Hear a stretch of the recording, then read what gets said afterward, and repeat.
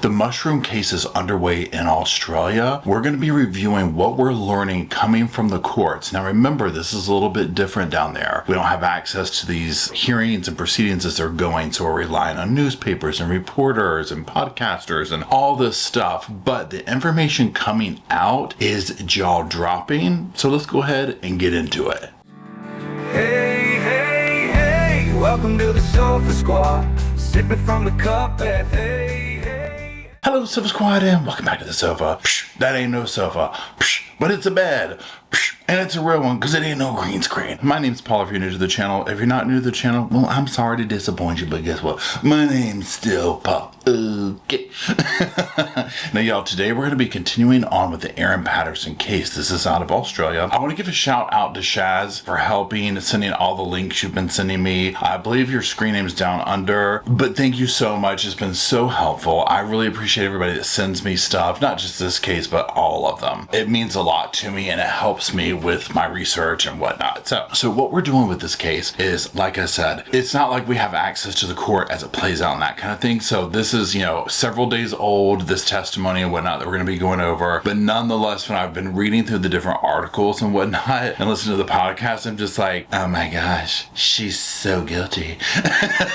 Right. And so, I mean, this, of course, it's allegedly. Let's go ahead and give our little disclaimer. I ain't no doctor. I ain't no lawyer. I ain't no therapist. Ain't none of that fancy credential stuff. Okay. Only credentials we got up in here is a bed, some sass, and two pretty sassy Yorkies. I don't know if y'all can see them, but the boys are here. And we have started, I don't know if you want to call it resource guarding, but they do not do well if I am sitting on the bed or sitting on the sofa, whatever. We want to kill each other to have number one priority to father. So we're working on that. So we're going to see how much we can get through this with the boys and if they'll be good for us or not. But they're sweet other than that, but they are at that stage with each other. So what we're going to do is I basically have gone through, made notes, done all that kind of stuff or whatever, and I'm going to put a link to the article and the journalist who is like the main, let's say, breadth of notes that I'm following and whatnot. I really like the way she does things. I really like the way she reports in the case. So I'll put that down below in the description so you can follow her. So let's go ahead and get into like a little summary, like what it takes to, you know,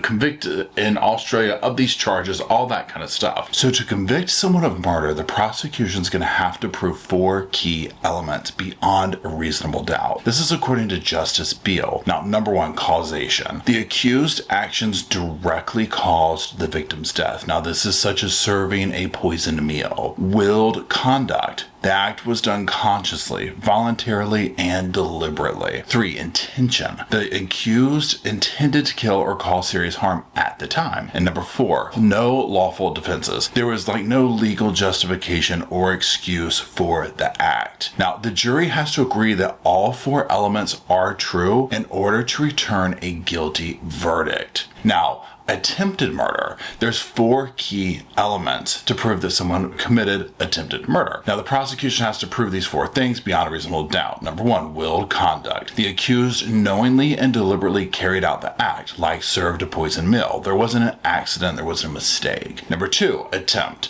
The act wasn't just preparation, it was a direct step toward killing the victim. It had to be immediate, not something far removed. And number 3, intention. The accused actually intended to kill, not just hurt, not just scare, but kill. And 4, no defenses. There's no legal excuse, no self-defense, no justification. The act stands on its own as unlawful. Now, together those 4 elements are what separate a suspicious act from a charge of attempted murder.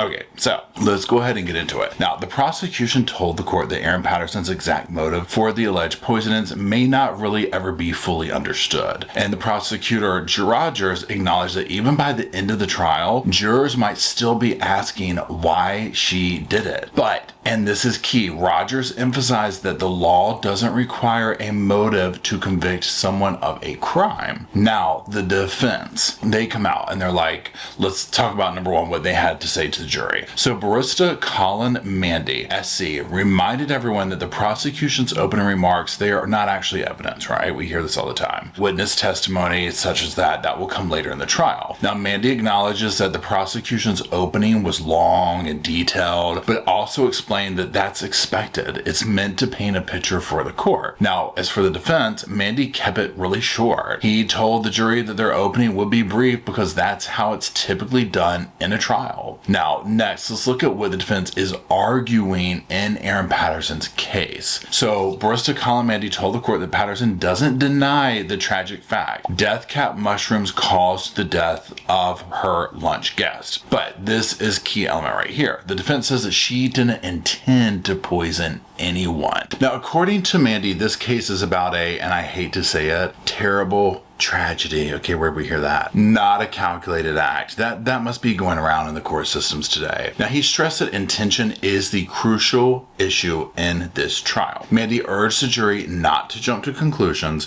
reminding them that the evidence presented later could shift how they view the early parts of the case.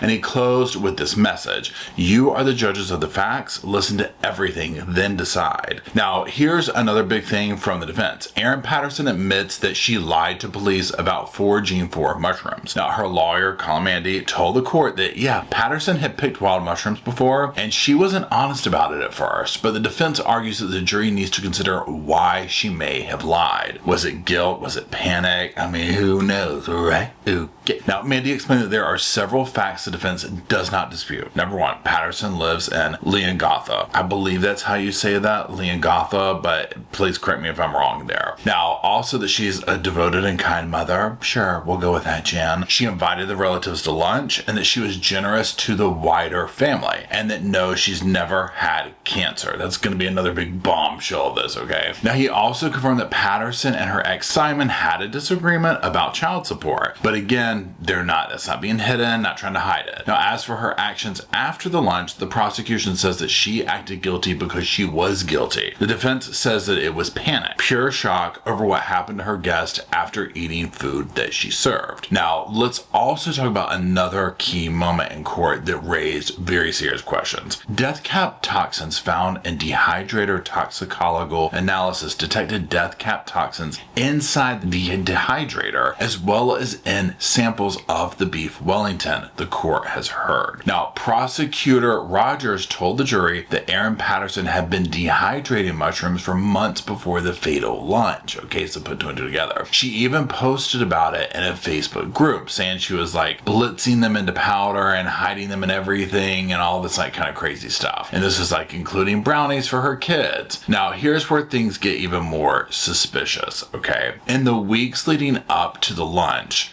death cap mushrooms were spotted multiple times in the Gippsland area close to where Patterson lived. Rogers pointed to data from iNaturalist showing confirmed sightings, including one in Locke just 24 minutes away from where she was at. And guess what? Phone data shows Patterson traveled to that exact area. Not one, but twice. Okay. Now, once on April 28th, just before she bought her dehydrator, and then again in May, right after another sighting was logged by a mycologist. And then here's the kicker. Okay, so just days after the lunch that left 3 people dead, Patterson is seen on CCTV dropping off the dehydrator at the local tip. Okay.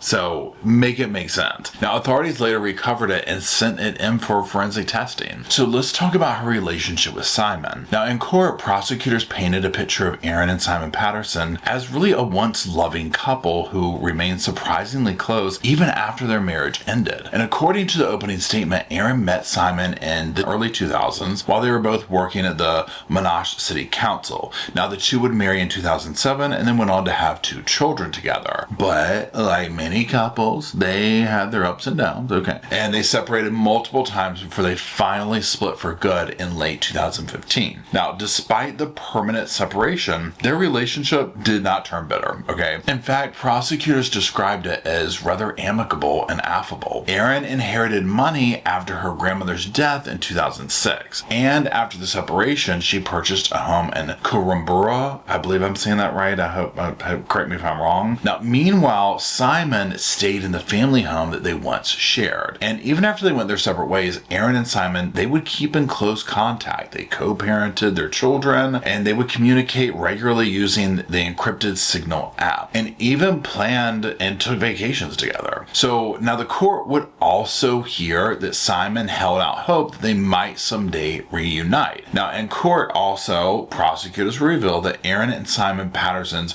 once amicable relationship began to break down, however, in 2022. And it started when Simon marked himself as separated on a tax return, a move that apparently Erin did not like. She didn't take it lightly, was not happy about this. So she confronts him about it, and she's like, if that's how he saw the relationship, then he should start paying child support. And Simon agreed and offered to fix the tax return. But Erin was like, you know what? I want to go ahead with this whole, seek and support thing instead. Now, from there, things would continue to unravel. Tensions would escalate around financial responsibilities, and especially whether Simon should cover certain extra costs. And this is stuff like school fees, things of this nature, beyond his child support obligations. Now, by term 3 of 2023, Erin had made a major parenting decision without his input. She would switch their children to a new school, and this would create even more conflict with their co-parenting and their already kind of delicate relationship at this point. So June 24th, 2023, Erin Patterson hosts a casual lunch at her home.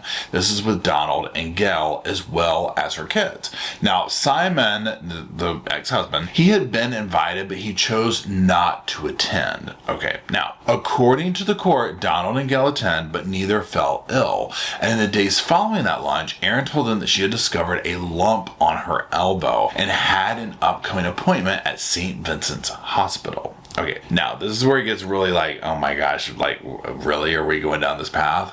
So she later claims that a needle biopsy had been done, and she'd been returning for further scans, so on and so forth. Now, when Gail followed up with some concern, Erin kind of was vague, and she's just well, there is a bit to digest, and she'd share more in person, and this kind of a thing. So on July 16th, Erin attends church with her kids, Simon and the Wilkinsons.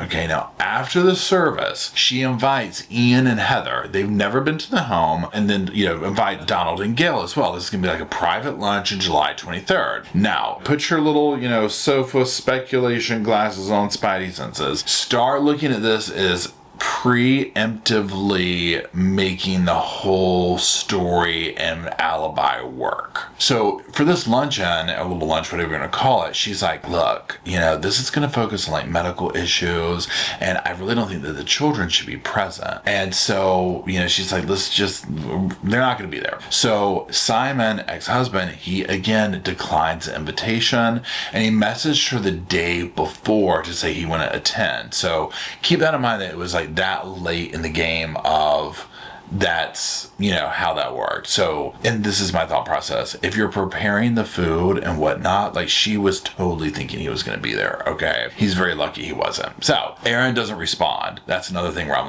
oh yeah, she was mad, right? She's like, I've got all these death cap mushrooms, and now they're going to go to waste. Your parents are going to get an extra dose for you. I'm 100% can't convince me otherwise at this point. Anyways, so during the highly scrutinized lunch on July 23rd, the reason why we're all here right now, the court heard that Erin Patterson served her guests individual beef Wellingtons. Now this is accompanied by mashed potatoes and green beans. Now each Wellington consisted of a piece of steak smothered in mushroom gravy and wrapped in a golden pie crust. But there was a key detail that stood out. Rogers would tell the court that one of the Wellingtons was served in a smaller orange tan dish, while the others were plated on larger gray dishes. Now Heather and Gail reportedly carried the gray plated meals to the table, while Erin personally brought over the uniquely colored tan plate. At the lunch, Erin revealed to her guests that she had cancer and asked for advice on how to break the news to her children. The guests responded with compassion. They encouraged her to be honest, assured her that they would keep her in their prayers, the whole 9 yards, right? Now, following the lunch, the kids, or meantime or whatever, like they're sent to the movies, okay? So, and they were joined by a friend while all these adults are at the house doing this. So remember how she was like, I don't want the kids there, that's, for whatever. So keep that in mind. Kids are gone. She's doing this lunch. She's saying she has cancer. She's plated the food differently, so on and so forth. Okay, so Simon picks the kids up around 2:25 p.m. and Erin later dropped the friend home around 7 p.m. Okay, now by midnight, things take a horrifying turn. Heather and Ian begin experiencing severe symptoms, and we're talking throwing up, nausea, diarrhea, you name it, right? Don and Gail soon hit, same thing. All four eventually require hospital care, as we know by now, right? Now, Simon, after he spoke with Don on the phone, drove to check on Heather and Ian, urges them to get to the hospital too. Now, after that came another horrifying moment, right? Heather would recall something strange from earlier in the day, and she would say, I noticed that Erin put her food in a different plate. Her plate had colors, and I wondered why that was. Thank God she was able to say that. Now, the court would also hear that Don and Simon had a private conversation while in the hospital, and Don told Simon, Mom doesn't want me to tell you this, but Erin told us at lunch that she tested positive for ovarian cancer. And Simon recalled Erin previously mentioning that concerning lump on her elbow. Now, soon after, Simon began alerting family members like Don, Gail, Heather, and Ian had all been hospitalized. Okay, and these are the two different hospitals. Now, the medical test would reveal that all four were super critically ill, rapidly deteriorating liver function. I mean, this was not good. Keep in mind that these mushrooms are insanely poisonous, okay? They are very, very bad. And so if she sat here and cooked up a huge meal of these and served them this much, I mean, I can't imagine what they suffered. I can't imagine the death that she inflicted upon these people, all while sitting there over a fake cancer story. It absolutely makes me sick to my stomach. Okay, so then by that evening, later on, let's get back on track here, Paul. So by that evening, Don and Gail, they're transferred to another hospital. Don's condition is like even worse, okay? He's vomiting dark reddish brown fluid, and the doctors are sitting here and they're like, okay, we don't think this is like gastritis anymore. And then they start thinking like, this might be death cap mushroom poisoning. Remember, at the time, they don't know this, right? I mean, with hindsight for everybody else involved, it's like, oh, okay, we know what this is, but of course they didn't know this at this time. They're just like piecing the mystery together. Now, Gail's symptoms weren't as severe, and doctors start asking questions, trying to figure out like how much of the beef Wellington each person had actually eaten. Now, in court, Rogers revealed that doctors treating Heather and Ian Wilkinson became very alarmed, okay? They suspected that the couple was suffering from death cap mushroom poisoning. Remember, there's two sets of hospital, two sets of people in it, okay? Now, emergency arrangements, they're made to transfer the Wilkinsons to this other hospital, okay? Now, by that time, Don over here had already been placed in an induced coma at the same facility, okay? So all these doctors at these places, they're seeing like, imagine this coming through the door, okay? And from what I understand, this is like, stuff like this just doesn't happen, okay, there, let alone anywhere else. I mean, severe poisoning like this, I mean, come on, right? For this group of people, this is completely abnormal. So as these four individuals, are all just absolutely going downhill, the doctors finally are able to start being like, okay, we're going to treat them under a working diagnosis of death cap poisoning. Now, this is where things escalate pretty quickly. Due to the severity of the conditions, all four of them are moved to a critical care unit at Alston Hospital. Now, the court would hear that Erin Patterson told her children, this is another key element here, that she began feeling sick the morning after this luncheon. So remember, at this point, like, people are literally like on the brink. They're starting to lose their lives. And she's talking about, oh, I kind of don't feel so hot. Maybe I'll miss the morning jog. You know what I'm saying? Like, it's not adding up. Now, when Simon Patterson, the ex-husband, would call to let her know that his parents and relatives had all been hospitalized, Erin reportedly at this point was like, okay, I don't feel well also. She claimed to have frequent diarrhea. She expressed concern about even driving the kids. Now, this is the first time that Simon had heard of Erin having any kind of symptoms. Now, also, despite all these symptoms that she's talking about having, later that day, she still drove her kids to a flying lesson. Now, it was ultimately canceled cancel due to like weather or something. However, CCTV would later capture her shopping on the way home, okay? Now, according to prosecutors, obviously the behavior does not match someone suffering from severe gastrointestinal distress, or death cap poison, whatever, right? Now, that evening, one of her kids noted they didn't even really see her frequently use the bathroom. However, another kid claimed that they did. So the next morning, Erin again told Simon like she's not feeling well. And at this point, he's like, you gotta go to the hospital. Like, period, end of story, you gotta go to the hospital. So she does. Now, upon arrival, the doctor hears the symptoms, realizes, oh, this is like the 5th person from the luncheon from hell, okay? So, oh my God, urgent care, rush her in, evaluate her, the whole 9 yards. Well, then when the medics are doing all this and they're putting it together and they're like, she's the one who cooked the luncheon from hell, right? They start questioning her like, where did you get these mushrooms? Where these come from? And according to courtroom testimony, Erin Patterson initially told them that she bought the mushrooms from Woolworths. Girl. Hours later, in a phone call with Simon Patterson's brother,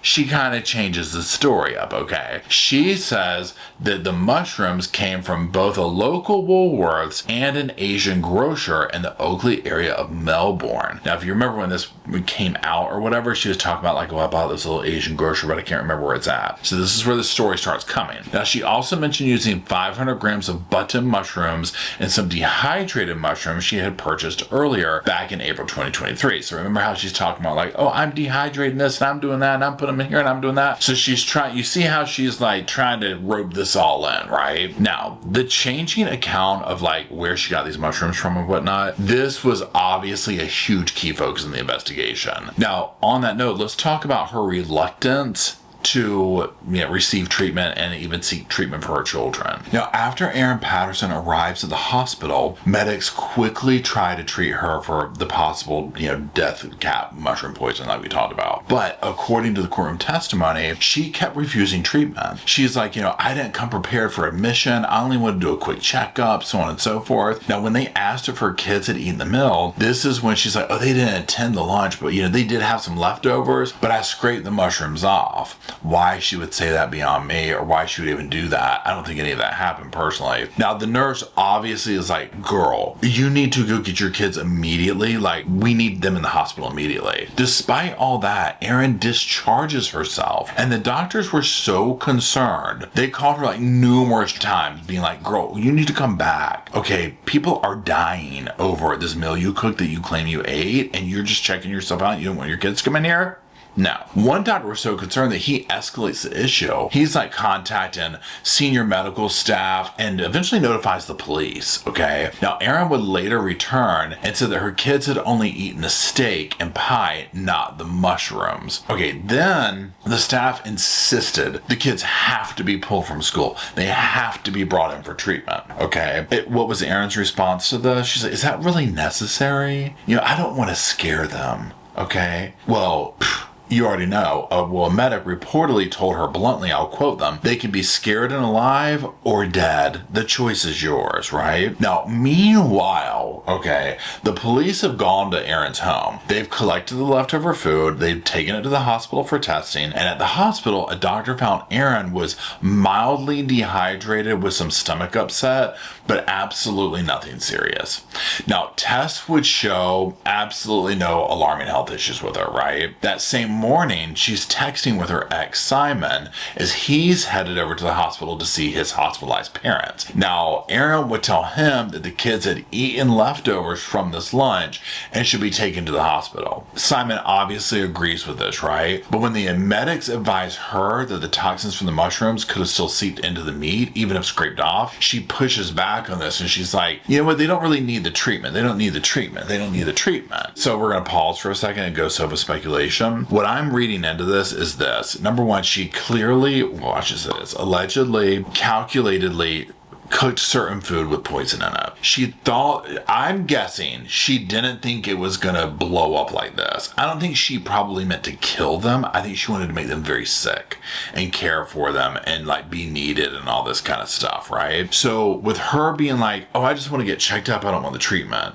And with the kids especially, it was like she was lying so fast because I don't know what the treatment is at this stage in the game, but it's almost like this, like if you really don't have something happen to you, you're not going to want to get the treatment for, say, a snake bite or things like this, whatever it is. Yeah, because it's like, well, that didn't really happen. So what could happen if we do that? You know what I'm saying? So she's not wanting to get the kids treatment for it because she knows there's no way that they ingested this. They never ate the same things that she made the other people. And Erin knows this. My guess is that Erin possibly either ate something to make herself sick or took a tiny sliver of these to just slightly make herself the littlest bit ill, right? But, you know, time will tell, and I have not looked at the other testimony that's come out so far, but for that right now, let's continue. Now, according to court testimony, she becomes emotional. Now, not because of the children's potential exposure to this, but because she didn't want to, I'll quote, stress them out. Now, one medic testified that she didn't seem concerned about their health, but more concerned about, like, involving them. Now, despite that, Erin is given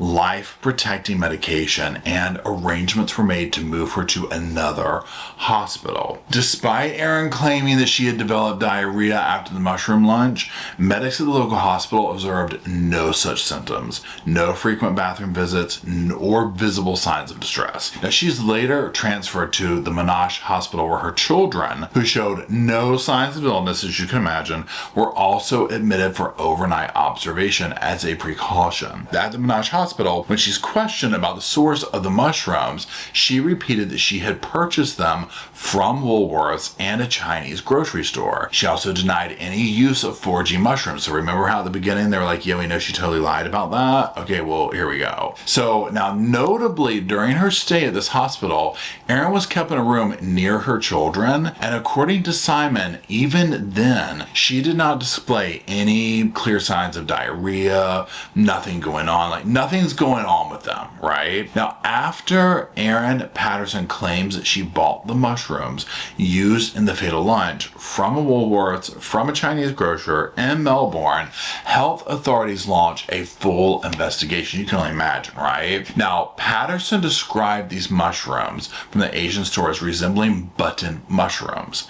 Now, acting on this, the VIC Health visited dozens of grocers in the suburbs that she mentioned. Now, here's another twist, okay? Do I even need to say it? None of the stores were found to be selling mushrooms that matched her description, okay? I mean, shocker. I know. Okay. Now, even more telling was no other cases of mushroom poisoning were reported in the area. So if she's trying to play it off like, you know, I bought them at Woolworths, you know, or whatever, and I bought them at the Asian place and all this type of stuff. Well, basically like they were sold by accident. Honey, you already know there's going to be a rash of people dropping dead and getting sick and stuff like that. But praise the Lord, you know, that didn't happen. Imagine that, right? So we already knew this, okay? But their officials are doing the official stuff. Now, they concluded that the incident was isolated to Patterson's lunch. Okay, so you already know this is weird. Now, also, another major twist, the prosecutor said that Erin was using 2 mobile phones in 2023, but only one was ever recovered by police. Now, according to the prosecution, Erin started using what they call Phone B in January 2023 with a SIM card that ended in 783. Now, in February, she switches that same SIM card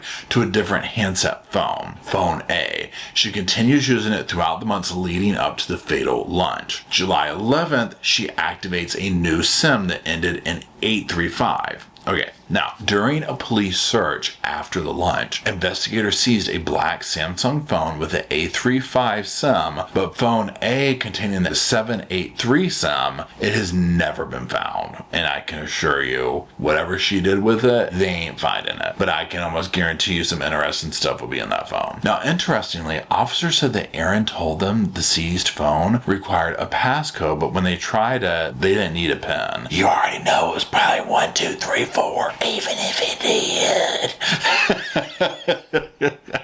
She's talking about 1111. Shroom.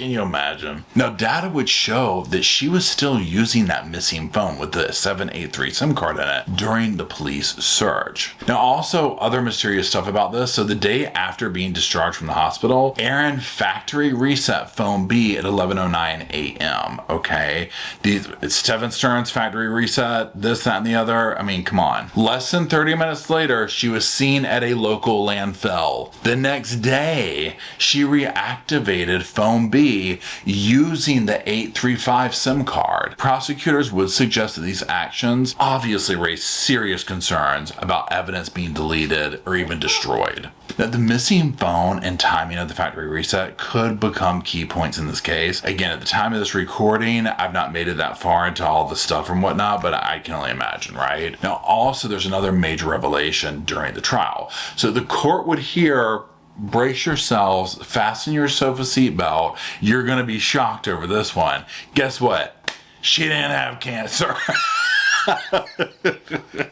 It's like, honestly, if this is almost like a cliche of true crime stuff, right? If they do not make a Lifetime cheesy movie out of this, I don't know what I'm going to do. Okay, like all the trappings. You already knew the second she started talking about, I got a lump on my elbow. Girl, you bumped your elbow talking about some cancer on her elbow. Cannot roll my eyes hard enough, right? And then this is the thing too. We're going on a sofa. We're doing a sofa sidebar for a minute. We're going on a sofa rant. This is my thing. And I mean, again, so you're trying to make sense out of the senseless. So, but this is before you even get to the murders. Pretend that part didn't happen. Before you even pretend to put that on a bookshelf over here. Okay. The amount of pathological lying about the things that she's lying about is insane. And that also the level of it to where who she's lying to these things about. I'm like, do you not think people are going to talk about that? You're telling one person ovarian cancer, the parent's elbow cancer, if that's a thing, I guess I'm sure it is. How do you not think that these lies are not going to get caught up? We'll get into what I personally think the motive is here at the end, but let me get off of my sofa sidebar rant and let's continue. Okay, so yeah, no cancer despite that she told all the lunch guests and everybody this, right? Now, according to the prosecution, Patterson completed a self-administered cervical cancer screening in March 2023. The results came back negative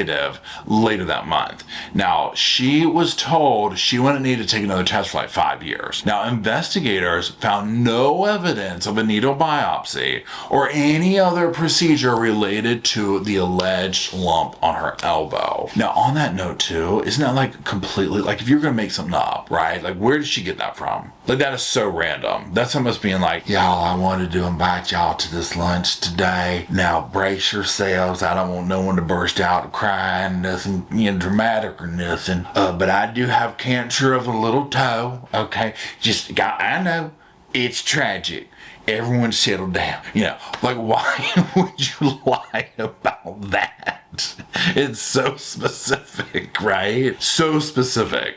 Anyways, let's keep going. Now, the Victorian Cancer Registry, which legally records every cancer diagnosis in the state, zero record of Erin ever being diagnosed. Now, the prosecutor also told the court that Erin may have fabricated the illness to explain why her children wouldn't be present at the fatal lunch. 100% agree with that. Now, that's all my notes on the first day or whatever you want to call it. So let's stop and talk about this. Now, again, if you're already following this, and when I say real time, if you're here in the States or whatever, and you're following this, like this is probably going to be old at this point. So you might be like, well, Paul, they already covered this, but here's my thoughts. Number one, obviously, yes, lying about that was a way to not have the kids at the thing, right? She didn't want to have the children there to get them anywhere near the situation. She knew something was going to go down. She probably wasn't sure how it would play out. And also, she didn't want them to get poisoned. If they really did eat the leftovers, which I doubt they did because she could most likely cook them a completely separate meal, totally aside from that, but just had to make it up, obviously, as she went.